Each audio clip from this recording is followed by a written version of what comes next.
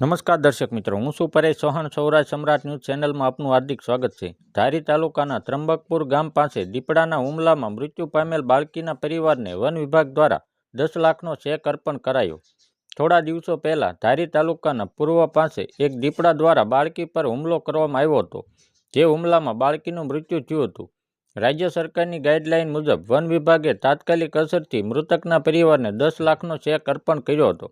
આ ચેક અર્પણ પ્રસંગે એસીએફ દીપક ચૌધરી, દલખાણીયા રેન્જના આરએફઓ વણિક, ફોરેસ્ટ સાવલિયા તેમજ વાઇલ્ડ લાઇફ વોર્ડન મહાવીર બાપુએ ખાસ હાજરી આપી હતી. Bureau report Farooq Bilkhiya, Amreli. ત્રંબકપુર ગામે દીપડા દ્વારા અહીંયા અર્જુનભાઈ જે છે વાડી મતલબ કે પરપ્રાંતિય મુજબ એમની બાળકીને મૃત્યુ થયેલું હતું અને એમના જે રાજ્ય સરકાર તરફથી અથવા વન વિભાગ તરફથી જે 10 લાખનો ચેક આપવાનું વળતર પેટે થાય છે એ તાત્કાલિક સહાય ચૂકવવામાં આવી છે. આજરોજ અહીંયા સરપંચશ્રી મહાવીર બાપુ તથા રેન્જ ફોરેસ્ટ ઓફિસર તથા તમામ આગેવાનની રૂબરૂ આ ચેક અર્પણ કરાયો છે.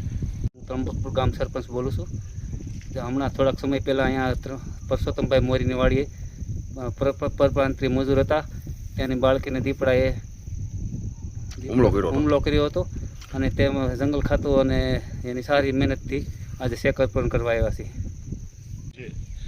અમરેલી જિલ્લા વાઇલ્ડલાઇફ વોર્ડન મહાવીર ભગત તરીકે હું ચેક અર્પણ વિધિ છે. જ્યારે ગુજરાત ગવર્મેન્ટની અને આપણા ધારાસભ્ય જયભાઈની સહાનુભૂતિ તાત્કાલિક જે વળતર છે એ આજે માનવ હાદસા બની ગયો અને એમનો ચેક એમને 10 લાખ રૂપિયાનો અર્પણ કર્યો. અને ખાસ તો વન વિભાગની જે મહેનત છે, રાત દિવસ દોડતા હતા, હું એમની સાથે, કારણ કે જિલ્લા વાઇલ્ડલાઇફ વોર્ડન તરીકે મારી પણ એટલી જ જવાબદારી બને. હું વણિક સાહેબ સાથે કોન્ટેક્ટમાં હતો, એસીએફ સાહેબ સાથે કોન્ટેક્ટમાં હતો.